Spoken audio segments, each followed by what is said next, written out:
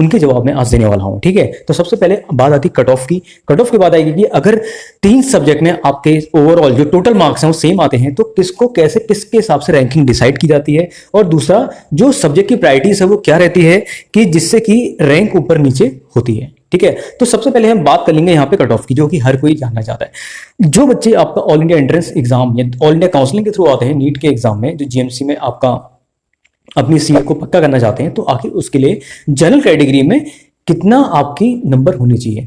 General category basically जो number आपके होने चाहिए, अगर मैं कट ऑफ की बात करूं यहाँ पे, तो उसके लिए आपको at least 615 plus minus 5 out of 720 लाने होंगे। ठीक है, जनरल कैटेगरी बात कर रहा हूं आपका। ठीक है, बाकी SC ST या इसकी बात किया जाए तो आपका SC ST में आप 100 सब्ट्रैक्ट कर लीजिए। ठीक है, 100 से 150 सब्ट्रैक्ट कर लीजिए।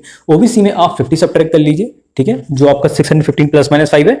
ठीक है, बाकी जो अदर कैटेगरीज है उसमें 10 और 15 अराउंड आप सब्ट्रैक्ट कर सकते हैं। ठीक है, जनरल कैटेगरी फिलहाल आपका 615 प्लस माइनस 5 यानी कि 610 से लेकर 620 में आपको ऑल इंडिया काउंसलिंग के थ्रू जीएमसी मिल जाएगा। अब बात करते हैं आखिर सेम मार्क्स अगर किसी स्टूडेंट्स के आते हैं। बहुत से स्टूडेंट की क्वेरी रहती है कि अगर हमारे सेम मार्क्स आ जाते हैं तो किसके बेसिस में रैंकिंग डिसाइड होती है, किसके बेसिस में आपका ऑल इंडिया काउंसलिंग में हमें अपेयर होना होता है। तो स्टूडेंट ज्यादा देखा गया है कि अगर जिन बच्चों के नंबर सेम आ जाते हैं, ठीक है, ओवरऑल टोटल मार्क्स अगर सेम आते हैं, ठीक, टोटल मार्क्स की बात कर रहा हूं यहाँ पे, तो उस केस में जो आपसे सीनियर होंगे, जो आपसे ज्यादा ड्रॉप लिए हुए स्टूडेंट होंगे, उनको प्रायोरिटी पहले ली जाती है किसी भी कॉलेज में। ठीक है, क्योंकि उनका स्वाभाविक है, जो नंबर ऑफ ईयर्स हैं उन्होंने आपका ज्यादा दिए हैं। ठीक है, तो उनके आप लोगों के कंपेरेबल अगर आप किसी ने 2 साल दिए हैं और अगले ने 3 साल दिए हैं, तो उसके कंपेरेटिव 3 साल वाले को अगर सेम मार्क्स आते हैं तो 3 साल वाले को ले लिया जाएगा, बशर्ते कि आपका 2 साल वाला है उसको थोड़ा कंपैरेटिव लेगी। ठीक है, तो ऐसा होना भी चाहिए क्योंकि नंबर ऑफ स्टूडेंट्स हैं, बहुत सारा आपका एफर्ट दिया है, टाइम दिया है। ठीक है, obviously number of coaching centre में जिन्हें गए हैं वहां पे अपना टाइम के साथ साथ आपका मनी भी इन्वेस्ट किया है। ठीक है, मनी भी आपका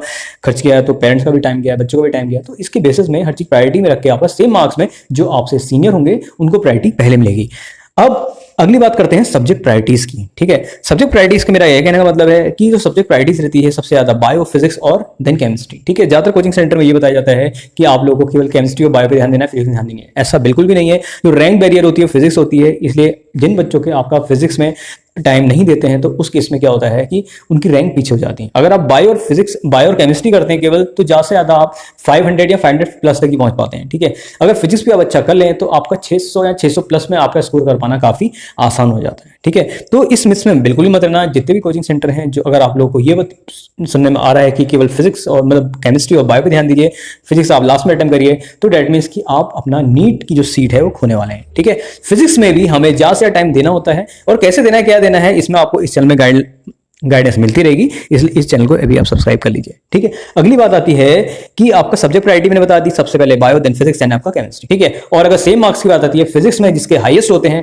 उसको सबसे पहले प्रायोरिटी दी जाती है। क्यों? क्योंकि फिजिक्स आपकी रैंक बैरियर होती है। इसलिए मैंने आपसे पहले कहा है फिजिक्स आपकी रैंक बैरियर होती है। जैसे चूहा जो है बिल्ली को देख के भागता है, उस तरह नीट एस्पिरेंट है वो आपका फिजिक्स को देख के भागता है। ठीक है, तो फिजिक्स से घबराइए मत, फिजिक्स को और अच्छा करिए। ठीक है, तो ये तो रही बात आपकी जो आपकी मेजर जो आपके दिमाग में चल रही होंगी सेम सब्जेक्ट में। अगर आपका सब्जेक्ट प्रायोरिटी क्या रहेगी, किस सब्जेक्ट के मतलब प्रायोरिटी के हिसाब से नंबर में डिसाइड होंगे, और सेम अगर मार्क्स आ जाते हैं, टोटल मार्क्स सेम आते हैं, तो उसमें किस स्टूडेंट को प्रायोरिटी सबसे पहले मिलेगी।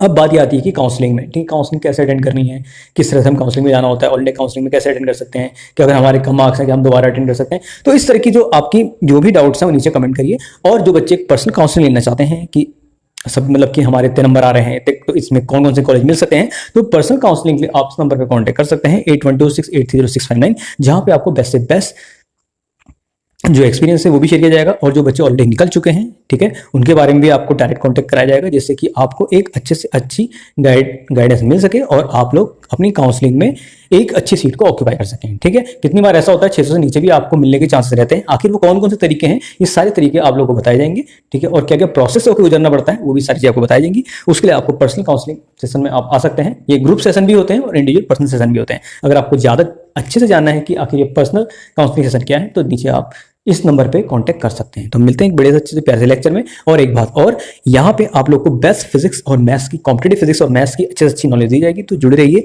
फ्यूचर लेक्चर्स के लिए और फ्यूचर कॉन्सेप्चुअल लर्निंग के लिए। तो मिलते हैं बढ़िया से अच्छे से प्यारे से लेक्चर के साथ। तब तक के लिए जहां भी रहिए सीखते रहिए। Wish you good luck, enjoy subject and healthy learning.